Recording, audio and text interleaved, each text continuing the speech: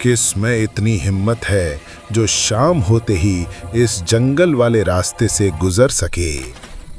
गांव के लोग डर के मारे कभी इस रास्ते से नहीं जाते थे, क्योंकि कुछ साल पहले इसी रास्ते पर एक आदमी की गला काटकर हत्या कर दी गई थी। तब से रात में यहाँ उस गला कटा भूत का साया घूमता रहता है।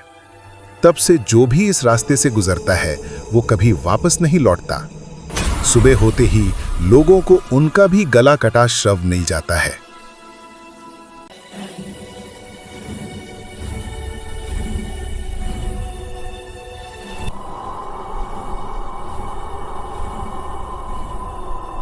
राहुल गांव के एक गरीब परिवार का लड़का लंबे समय तक विदेश में काम करता था। वो भूत प्रेत पर विश्वास नहीं करता था, सब कुछ उसे अंधविश्वास लगता था। कई साल बाद जब वो देश लौटा तो दीदी के घर जाने के लिए निकला। गांव के रास्ते से गुजरना पड़ा, खाली मैदान और घने जंगल के बीच से। रात के लगभग 10 बजे थे। चांद की रोशनी हल्की थी और चारों ओर सन्नाटा। रिक्शा न मिलने पर राहुल बैग लेकर अकेला चल रहा था। अचानक दूर से कुत्ते के रोने जैसी आवाज सुनाई दी।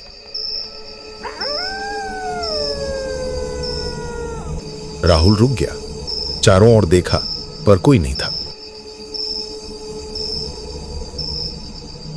दीदी, रात के 10 बज चुके हैं, अभी तक कोई रिक्शा नहीं मिला।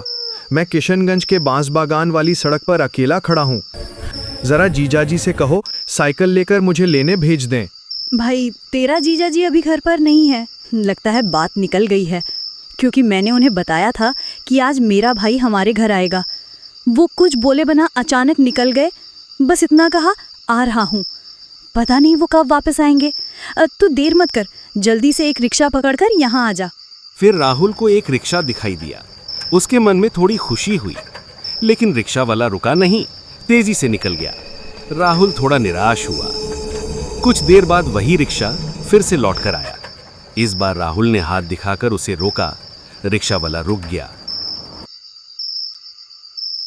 बाबू, तुम इतनी रात को कहां जा रहे हो? ये रास्ता ठीक नहीं है। यहाँ तरह तरह के लोग घूमते रहते हैं। तुम यहाँ मत रुको, कोई परेशानी हो सकती है। मैं खेया घाट जाऊंगा, वहीं मेरी दीदी का घर है। दीदी बीमार हैं, इसीलिए अचानक खबर पाकर अभी तुरंत जाना पड़ रहा है। नहीं, मैं उस बांस के बागान वाले रास्ते से नहीं जा सकता।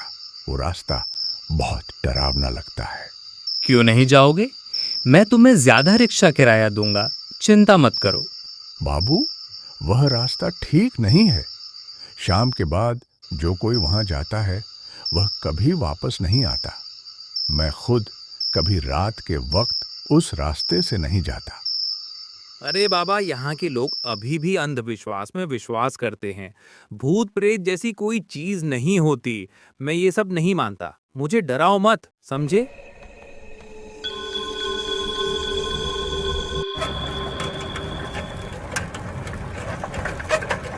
राहुल कभी भी भूत प्रेत में विश्वास नहीं करता था, लेकिन रिक्शा वाला बांस के जंगल वाले रास्ते पर जाने को तैयार नहीं था। वो डरा हुआ था। जब राहुल ने जोर दिया तो दोनों के बीच बहस हो गई।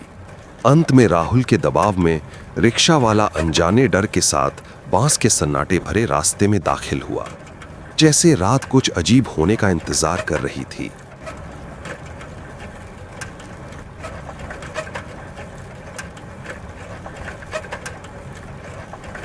देखो बाबू, दूसरी राह से चलो।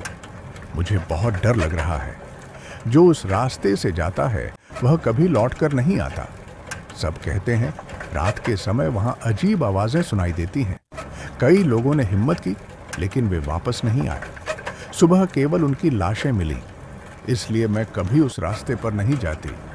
तुमसे भी कहती हूँ बाबू, दूसरी राह पकड़ो। दूर मशाए, आप तो बहुत अंधविश्वासी व्यक्ति हैं।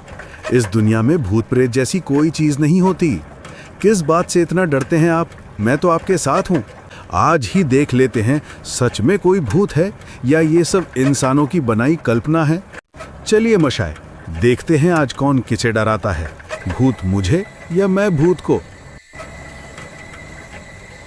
ये कहकर वे घने जंगल के अंदर प्रवेश कर गए। बांस के बागान की संकरी पगडंडी से आगे बढ़े। चारों ओर गहरा अंधेरा, झिंगुरों की आवाज, डर भरी खामोशी। रिक्शा चालक धीरे धीरे आगे बढ़ रहा था।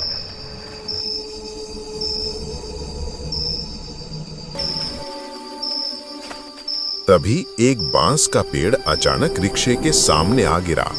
रिक्शा वाला ने तुरंत ब्रेक लगा दिया। रिक्शे में बैठे दोनों यात्री डर के मारे कांप उठे।